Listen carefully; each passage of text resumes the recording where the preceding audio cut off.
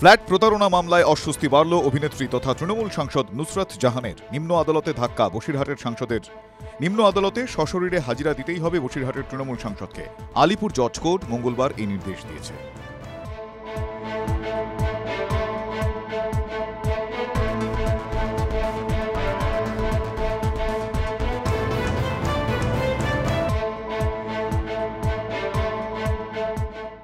কবি শেলী বলেছিলেন, যদি শীত আসে তবে বসন্ত কি আর না এসে পারে।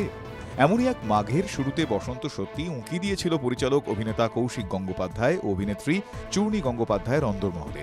1993-এর 16 জানুয়ারি সেজে গুজে জানুয়ারির সেই সন্ধ্যেতে পরিচালক হাজির হয়েছিলেন তাঁর কাঙ্ক্ষিত নারীর থিয়েটার রোডের বাড়িতে। 31 বছর পর বিয়ের জন্মদিনে চূর্ণীকে নিয়ে মন উজাড় করা পোস্ট করেছেন পরিচালক।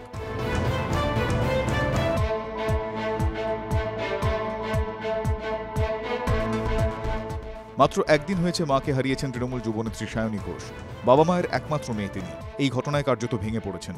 এই যাবৎ মায়ের অসুস্থতা নিয়ে একটিও বাক্য প্রকাশ্যে বলেননি সায়নী। মা চলে যাওয়ার পর অবশেষে মুখ খুললেন তিনি। রবীন্দ্রনাথ ঠাকুরের গানের লাইন শেয়ার করে সায়নী লিখেছেন, আর কি কখনো কবে এমনও সন্ধ্যা হবে, জনমের মতো হায় হয়ে গেল হারা।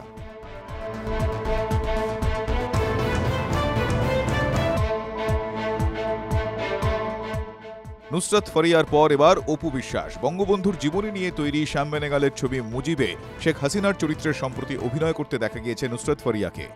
এবার সলমান হায়দার পরিচালিত বাংলাদেশের প্রধানমন্ত্রী শেখ হাসিনার চরিত্রে অভিনয় করতে দেখা যাবে অপু বিশ্বাসকে।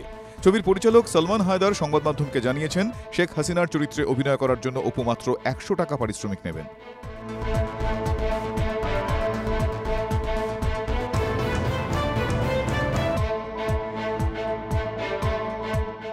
গায়িকা সমাজসেবী পিয়া চক্রবর্তী তাঁর সাম্প্রতিকতম সোশ্যাল মিডিয়া পোস্টে একটি কালো চশমা পরা ছবি আপলোড করেছেন। সেই ছবির সঙ্গে যে ক্যাপশনটি লিখেছেন পিয়া, তা দেখে অনেকেই হয়তো থমকেছেন। তিনি লিখেছেন, আই এম সরি। তারপর লিখেছেন, but the old me can't come to the phone right now. Why? Oh cause she is dead. American pop গায়িকা টেলর সুইফটের লেখা এই গানটি শেয়ার করেছেন পিয়া।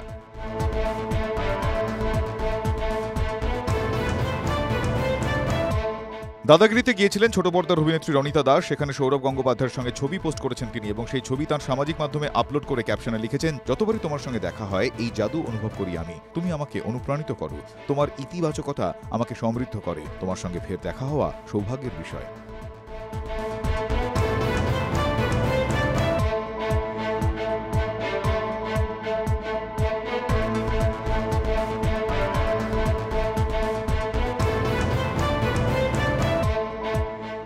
রামায়ণে অভিনয় করবেন ববি দেওল। অ্যানিমেলে তিনি কাজ করেছেন রণবীর কাপুরের সঙ্গে। এবার নীতিশ তিওয়ারির পরবর্তী ছবি রামায়ণে তিনি অভিনয় করবেন কুম্ভকর্ণের চরিত্রে। আর এই রামায়ণেই হনুমানের চরিত্রে দেখা যাবে ববির দাদা সানি দেওলকে।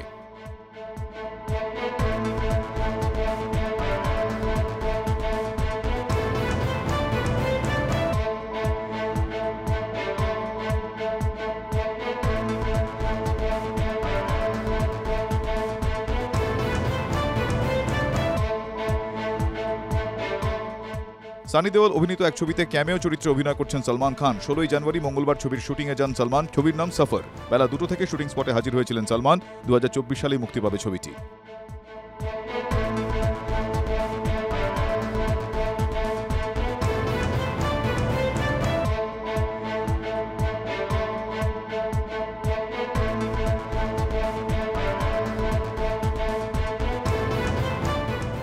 সদ্য বিয়ে করেছেন আমির খানের মেয়ে। ধুমধাম করে অনুষ্ঠিত হয়েছে রিসেপশন। তবে এবার সমালোচনার মুখে পড়তে হলো তাঁকে।